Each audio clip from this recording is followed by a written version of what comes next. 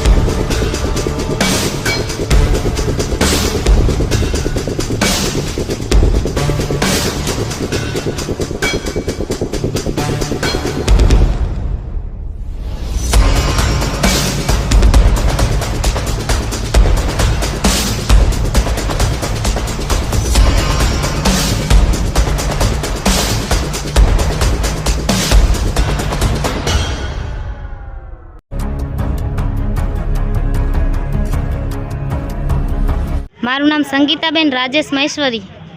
જુરા ગામમાં દેશી દારૂનું તો હવે શું જ કહેવું। જે હું જ્યારથી આવું છું ત્યારથી જોઉં છું ખુલ્લેઆમ દારૂ વેચાય છે। પહેલી તો શર્મનાક એ વસ્તુ છે કે આંગણવાડીમાં દારૂ વેચાય છે। 5 વર્ષ થયા આંગણવાડી બંધ પડી છે ને બીજી જગ્યાએ જ્યાં આંગણવાડી ચાલુ છે ત્યાં સામે ભેંસનો તબેલો છે અને એક રૂમ છે નાનકડો એવો, ત્યાં આંગણવાડી ચલાવવામાં આવે છે। એવી સરસ એવી આંગણવાડી મૂકીને ત્યાં આંગણવાડી ચલાવવામાં આવે છે ને નાના બાળકો જે છે એ ભેંસના એમ સમજો ને કે પોદરામાં ચાલીને ત્યાં આંગણવાડીમાં જાય છે। એવો અમારા ગામમાં દારૂ વેચાય છે ને હું તો એવું કહીશ કે મારા જુરા ગામ અને જુરા કેમ્પનો દારૂ એક બાજુ મૂકું અને ભુજ અને માધાપરનો દારૂ એક બાજુ મૂકું તો જુરા અને જુરા કેમ્પનો દારૂ વધી જશે। તો એમ કહું છું કે આ દારૂ મને દેખાય છે, મારા ગામની મહિલાઓને દેખાય છે, તો મારા ગામના સરપંચને કેમ નથી દેખાતો અને પોલીસને કેમ નથી દેખાતો? તો શું હું એવું સમજું કે સરપંચ અને પોલીસનો પણ આમાં ક્યાંક મેલ છે એવું મારે સમજવું? હું જ્યારથી આવી છું ત્યારથી મેં સરપંચને પણ જાણ કરેલી છે કે ભાઈ આપણા ગામમાં આવી રીતે દારૂ વેચાય છે, તમે તમારું શું કહેવું છે, આપણે આના વિશે કંઈક કરવું ન જોઈએ? તો એમને મને કંઈ રિસ્પોન્સ નથી આપ્યો અને આ ઘટના મારા સાથે બની જે મેં દારૂની રેડ કરી 1 ડિસેમ્બરના વહેલા 5 વાગે ઉઠીને મેં જે દારૂની રેડ કરી મને કોઈએ કાંઈ રિસ્પોન્સ ના આપ્યો। પૂર્વ પણ મેં 8 વખત પોલીસ કેસ કરેલો છે, પોલીસને બોલાવેલા છે કે ભાઈ અમારા ગામમાં આ જગ્યાએ દારૂ વેચાય છે તો પોલીસ આવે એના પહેલાંથી એ લોકોને ફોન થઈ જાય। દારૂ ક્યારેય મળ્યો નથી, પોલીસની ગાડી આવે ને જતી રહે। એનો મતલબ એવો જ થાય છે કે પોલીસ ત્યાંથી ફોન કરે છે કે હું બધા પોલીસવાળાની વિરોધ નથી, જે લોકો આમાં મળેલા છે હું એની વાત કરું છું કે ત્યાંથી પોલીસવાળા ફોન કરે કે ભાઈ અમે આવીએ છીએ, તમારા ગામનો આવો ફોન આવે છે, અમે આવીએ છીએ ને તમે દારૂ સંતાડી દેજો। આવું હું સમજું છું કે આવું હશે એટલા માટે જ અત્યાર સુધી દારૂનો જથ્થો હાથમાં નથી આવ્યો। હું એકલી લેડીઝ ગઈ તો 60 થેલીઓ દારૂની ઉપાડી આવી, તો પોલીસ કેમ દારૂ, હું એમને જાણ કરું છું, એડ્રેસ આપું છું, છતાંય કેમ અત્યાર સુધી દારૂ ન પકડી શકી? આ મારું પછી હું દારૂ જ્યારે મેં વહેલા 5 વાગે પકડ્યો ને પછી હું ઘરે આવી, પછી બપોરે 1 વાગે મારું 2 વર્ષનું બાળક છે એને લઈને કપડાં ધોવા માટે ગઈ હતી। મારા ગામમાં કાયલા ડેમની નદી આવે છે એમાં ત્યાં હું કપડાં ધોવા ગઈ હતી। કપડાં ધોવા ગયેલી તો ત્યાં એ લોકોના સામે ઘર છે ને મારા સમાજની કોઈ મહિલા કે પુરુષ કોઈ પણ માણસને અહીંયા ન જોતા એ લોકોએ મને એકલી જોઈ અને ત્યાંથી ઢસડીને ઘરમાં લઈ ગયા। 40 માણસો મને ફરી આવ્યા। હવે આ 40 માણસો ફરી આવ્યા અને ત્યાંથી ઢસડીને ઘરમાં લઈ ગયા। મારું 2 વર્ષનું બાળક મારા હાથમાંથી છીનવી લીધું। એમની લેડીઝો મને પાછળ લતું મારતી આવી। એમનો 17-18 વર્ષનો જે યુવા નાગરિક કહેવાય, કાલનું ભવિષ્ય કહેવાય, એ વ્યક્તિ અત્યારથી ક્રાઇમ કરે છે કે મને ઢસડીને ઘરમાં લઈ ગયો ને એમનો જે બીજો વ્યક્તિ છે હરિસિંહ સવાસિંહ જાડેજા, એ વ્યક્તિએ મને ખુલ્લેઆમ દારૂ બોલી, અત્યારે હું બોલી નથી શકતી એવે ગાળો મને દીધી છે ને ઘરમાં પૂરી, ઘરમાંથી બહાર કડી દઈ દીધી। મારો દીકરો મારા પાસેથી ઝટી લીધો, મારો મોબાઈલ ઝટી લીધો અને મેં એમના સામે પોલીસ રેડ કરી ને એ લોકોએ મને ઘરમાં પૂરીને મારા ઉપર એ લોકોએ પોલીસ કેસ કરી નાખ્યો। આ બેન મારા ઘરમાં ચોરી કરવા આવ્યા હતા। હા, એ હું જ્યારે ગયેલી હતી ત્યાં દારૂ જે લઈને આવતી હતી ત્યારે એ લોકોએ, હું એમને સમજાવતી હતી કે ભાઈ તમે દારૂ બંધ કરી દો ને અમે એવું પણ નક્કી કર્યું હતું કે અમે બધી મહિલાઓ ભેગી મળી ને તમને એ જે દારૂ વેચે છે એ 70-75 વર્ષના દાદા છે, તો મેં કીધું એમને હાલો કંઈક ને કંઈક મજબૂરી હશે એટલે આ દારૂનું વેચાણ કરતા હશે, તો મેં કીધું કે ગામની વાત ગામમાં રહે ને એમનું દારૂ પણ બંધ થઈ જાય અને એમનું ગુજરાન પણ થઈ જાય એના માટે અમે 2-5 હજાર રૂપિયા ભેગા કરીને ફંડ કરીને એમને આપવાના હતા, એવો અમારો સુઝાવ હતો. એમને આપવાના હતા કે એ નાનો એવો ગલ્લો ચાલુ કરે, પણ એ લોકોને તો દારૂ જ વેચવો છે. એમને આવું કોઈ સારું કામ નથી કરવું, ખરાબ કામ કરવું છે ને અમારી યુવા પેઢી ખરાબ કરવી છે. હવે એ સિંતુર 75 વર્ષના દાદા છે, તો હું એમ કહું છું આ બંને કેટલા વર્ષના છે? આ બેન 10 જણાની ફેમિલી એકલા ચલાવે છે. એમની 2 વહુ, 2 દીકરા, 2 દીકરાના 2 દીકરા, 4 દીકરા ને 2 માણસ પોતે, 10 જણાની ફેમિલી. આ બેન 300 રૂપિયા મજૂરી કરીને ચડાવે છે ને આ પાંચ લોકો છે, એક જ દીકરો છે આમનો.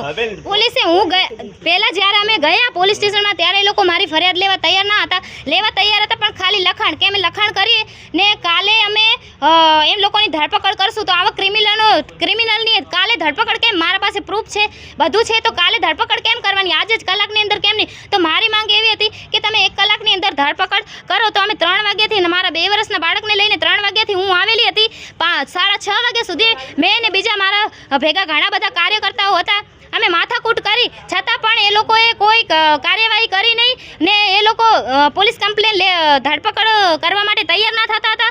અને જે પોલીસવાળા હતા અમારા સામે ગેરવર્તન કરતા હતા. ને પછી પીઆઈ સાહેબ ત્યાં એમને કોઈ પ્રેશર આવ્યું હશે તો ત્યાં આવ્યા, ઝાલા સાહેબ ત્યાં આવ્યા, તો એ લોકોએ કાયદેસરનું મારા સામે ગેરવર્તન કર્યું. કહ્યું કે તું અહીંયા નાટક કરવા આવી છે, તું અહીંયા કેમ કમ્પ્લેન નથી તારે લખાવવાની છે કે નથી લખાવવાની? પહેલાં તો એ આટલા મોટા અધિકારી છે, તો એમને મારાથી શાંતિથી અને સરખી રીતે વાત કરવી જોઈએ, ન કે આવી રીતે તુકારા દઈને વાત કરવા જોઈએ. હું એક મહિલા છું ને ત્યાં બીજા મારા સાથે આવેલા સાહ સહકારમાં મીડિયાવાળા અને બીજા ભાઈઓને પણ ધક્કા માર્યા. તો એમ કહું છું કે પોલીસ સ્ટેશન એમનું છે, એમના પૈસાથી એમને પોલીસ સ્ટેશન બનાવી. હા, આજે અમે મારા ગામની તમામ મહિલાઓ સાથે અને કાર્યકર્તાઓ સાથે એસપી સાહેબને અમે રજૂઆત કરવા આવ્યા છીએ કે એ લોકોની ધરપકડ થઈ છે તો એ લોકોને જામીન ન મળવા જોઈએ.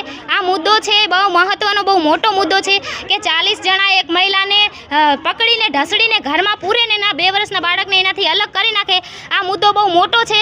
તો આવા ગુનેગારોને જો 2-3 દિવસમાં બેલ મળી જશે તો આગળ મને એવું વહેમ છે કે 2 દિવસમાં એ લોકોને બેલ મળી તો એ લોકો મારી હત્યા પણ કરી શકે છે ને ઢોરી જેવો બનાવ બની શકે છે. તો અમે એસપી સાહેબને એવી રજૂઆત કરવા આવે છે કે એ લોકો પર સખ્ત ને સખ્ત કાર્યવાહી કરવામાં આવે ને એ લોકોને બેલ ન મળે. એમની જે લેડીઝ છે એ પણ બહુ ખતરનાક છે. તમે સમજી શકો છો 75 વર્ષની ઉંમરમાં એ લેડી દારૂની થેલીઓ બાંધે છે, તો એનામાં કેટલી હિંમત હશે ને એ લેડી ઉપર સખ્ત કાર્યવાહી થવી જોઈએ ને બેલ ન મળવી જોઈએ. આટલી મારી માંગ છે.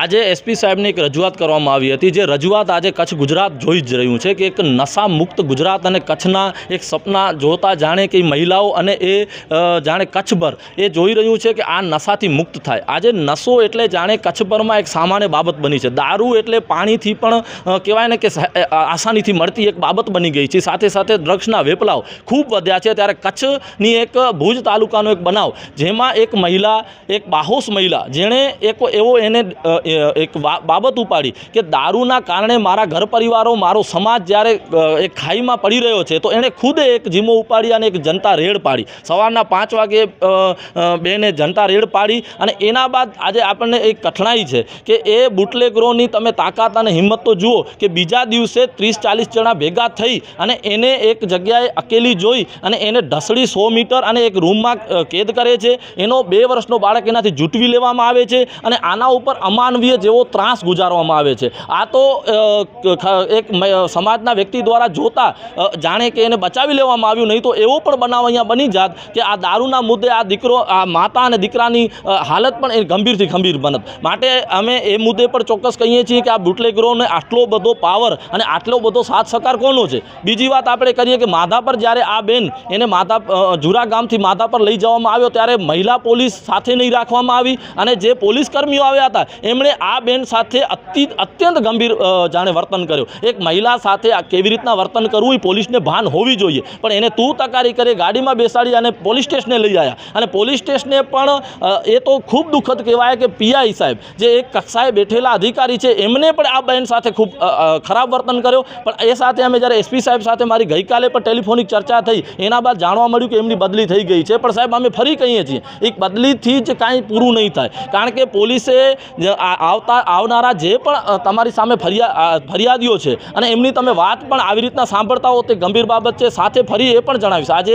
એસપી સાહેબને અમને મળીને જણાવ્યું છે કે આ જે પણ આરોપીઓ છે, જે પણ આ બાબતે સંકળાયેલા છે, દરેક વિરુદ્ધ કડકથી કડક કલમોનું એડ કરવામાં આવે, કારણ કે સામાન્ય કોઈ પણ કલમો નાખી અને એને બચાવવાની પ્રક્રિયામાં અમે તમારી સાથે સહેમત નથી. જે પણ આરોપીઓ બન્યા છે એની ધરપકડ કરવામાં આવે અને આ બાબતે પોલીસ સ્પષ્ટ વલણ રાખી અને આ બુટલેગરોના વિરુદ્ધ પોતાની કાર્યવાહી કરે.